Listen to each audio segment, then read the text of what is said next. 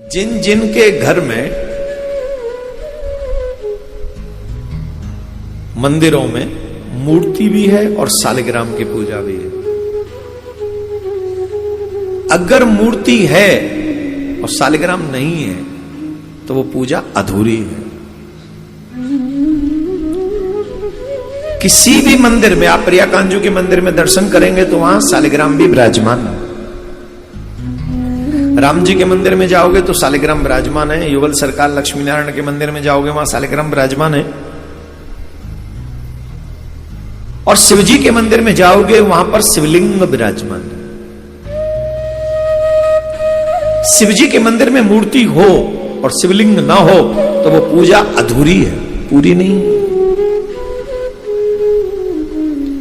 उस मंदिर की पूजा तभी पूरी होगी जहां शिव जी के मंदिर के साथ साथ शिवलिंग भी हो। एक और बहुत बड़ी बात है यहां पर,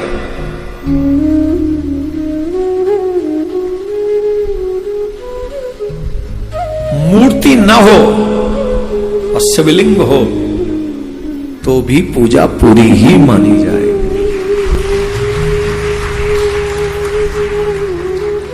मूर्ति न हो और सालिग्राम हो तो पूजा पूरी मानी जाएगी। अब एक और बात परेशानी आ रही है, माता बहन कहते हैं कि सालिग्राम तो हम पूजा नहीं कर सकते।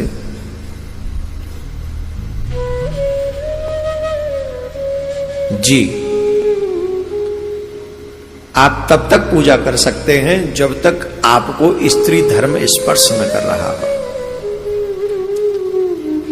और स्त्री धर्म स्पर्श करने के बाद तब आप सालिग्राम पूजन नहीं कर सकते। वैसे पूजन का अधिकार मात्र पुरुष को है सालिग्राम का।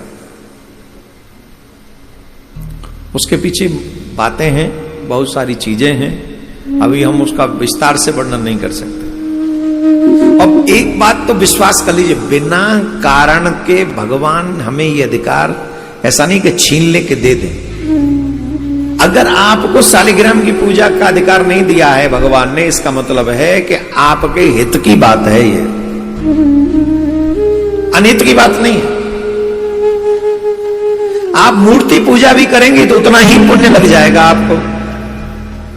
सालिग्राम की पूजा बहुत कठिन है, आजकल तो हल्के में ले रखी है। कल एक महानुभाव आ गए थे हमारे पास, एक बच्चे, पति पत्नी थे, एक बच्चे बोले महाराज हम आपके लिए सालिग्राम लाए। मैंने मेरे घर में सालिग्राम इतने धरे, मुंह पे बुई ना समर रहे, तू बोल लिया या सालिग्राम है। अधिक मात्रा में देवी देवता घर में नहीं होने चाहिए।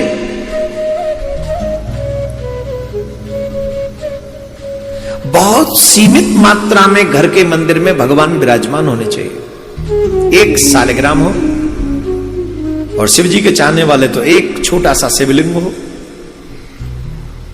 और आसपास में जो पंचदेव है उनकी पूजा आप करें। ज्यादा जो हर तीर्थ में जाएंगे वहीं से 5 चित्र ले आएंगे। अब मंदिर में इतनी जगह नहीं रहती, वो आपस में लड़ते हैं कि ये तो पहले मेरी जगह थी, बोले तो अभी मैं आया हूं मुझे भी दो। और मंदिर में आपस में भगवान लड़ते हैं। अच्छा, घर में भी 4-5 आदमी, एक हनुमान जी को पुजारी है, एक शिव जी को पुजारी है, और एक वो देवी मैया को पुजारी है, और एक तो ब्रजरज को पुजारी है। अब मंदिर में 4-5 देवता बैठे हैं, और जब पुजारी सब इकट्ठे हो जाएं तो देखो पूजा कम होती, विवाद ज्यादा होता है। मैं करूंगा पहले, मैं करूंगी पहले, मैं कर रहा हूं पहले। अरे यार, एक एक करके देख लो। सीमित छवियां, और घर में तो मूर्तियां ना हो ज्यादा अच्छा। घर में मूर्ति नहीं होनी चाहिए। घर में आप चित्र की पूजा भाव से करो। जैसे प्रियाकांजू की छवि ले गए, उसमें चित्र है, वो आपके मंदिर के प्रमुख स्थान में है, और आप मन से, कोई गृहस्थ के लिए बंधन नहीं है वहां पे। वही छवि फल देगी जो सालिग्राम की फल दे रही है, जो लिंग पूजा करने के बाद फल में वही छवि देगी आपको फल। और जब कभी मंदिर जाओ तो क्या नाम है, शिवलिंग पर जाके जल चढ़ाओ। श्रावण मास चल रहा है, खूब चढ़ाओ, कोई रोकने वाला नहीं। लेकिन नियम का पालन करोगे तो ज्यादा पावर मिलेगी। या जब स्त्री धर्म चला जाए और मन एकदम प्रिया प्रीतम में आसक्त हो जाए तो फिर तो कोई बंधन ही नहीं है। प्रेमियों के लिए कोई बंधन नहीं। प्रेमी तो फिर कुछ भी करे, राधे राधे बोलना पड़ेगा, जोर से बोलना पड़ेगा। तो आप लोग सभी इन सब चीजों को सिर्फ सुना ही ना करें, जीवन में उतारा भी करें, लर्न भी किया करें, थोड़ा सीखा भी करें, जरूरी है भाई।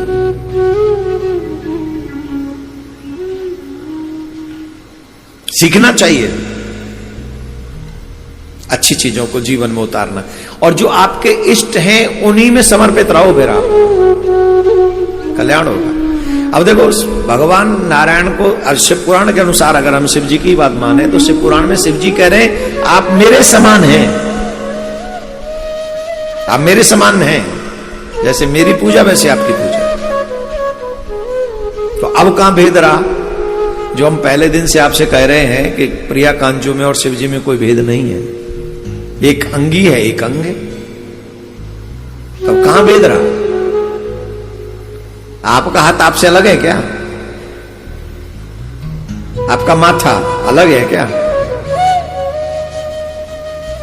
जब आपकी पूजा होगी तो माथा भी पूज गया, हाथ भी पूज गया, पेट भी पूज गया, सब पूज गया, आपकी पूजा हो गई। तो जब आपका इष्ट पूजते हैं ना तो सब पूज जाते हैं। एवरेज में कहावत है हाथी के पांव में सबके पांव। आप अपने माता पिता की पूजा कर लो, जीवन भर उनके भक्त बने रहो, किसी देवी देवता की पूजा करने की जरूरत नहीं, तुम्हें मुक्त हो जाओगे। सिर्फ मां बाप की पूजा कर लो। श्रवण कुमार का नाम अजर अमर है कि नहीं? जवाब दो, किसके कारण? गुरु की भक्ति करो जीवन पर्यंत, तो गुरु के बताए मार्ग पे चलो, इतने में मुक्ति हो जाएगी। ब्लाइंड फेथ करो अपने इष्ट पे, देवता खड़े रहेंगे तुम्हारे द्वार पे कि कुछ हमसे मांग लो, देवता खड़े रहेंगे तुम्हारे द्वार पे, लेकिन ब्लाइंड फेथ होना चाहिए। अगर वो फेथ नहीं है तो मतलब तुम गड़बड़ कर रहे हैं। ब्लाइंड फेथ करो माय डियर।